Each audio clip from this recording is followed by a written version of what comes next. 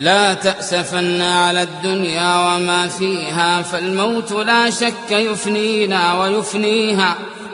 ومن يكن همه الدنيا ليجمعها، فسوف يوما على رغم يخليها.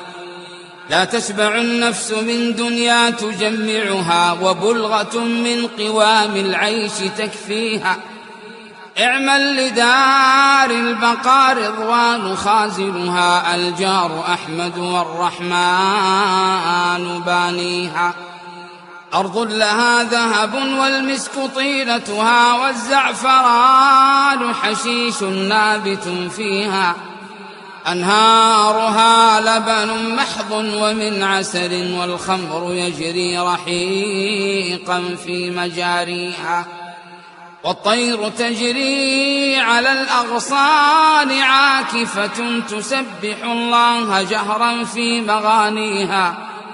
من يشتري قبة في العدن غالية، في ظل طوبى رفيعات مبانيها. من يشتري الدار في الفردوس، يعمرها بركعة في ظلام الليل يخفيها. أو سد جوعة مسكين بشبعته، في يوم مسغبة عم الغلا فيها. النفس تطمع في الدنيا وقد علمت أن السلامة منها ترك ما فيها. والله لو قنعت نفسي بما رزقت من المعيشة إلا كان يكفيها. والله أيمان مكررة، ثلاثة عن يمين بعد ثانيها. لو أن في صخرة صماء ململمة، في البحر راسية ملس نواحيها. رزقا لعبد براها الله لانفلقت، حتى تؤدي إليه كل ما فيها.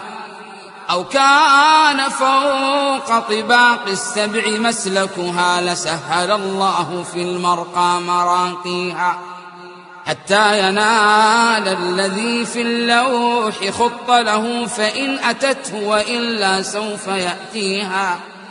أموالنا لذوي الميراث نجمعها، ودارنا لخراب البوم نبنيها. لا دار للمرء بعد الموت يسكنها، إلا التي كان قبل الموت يبنيها.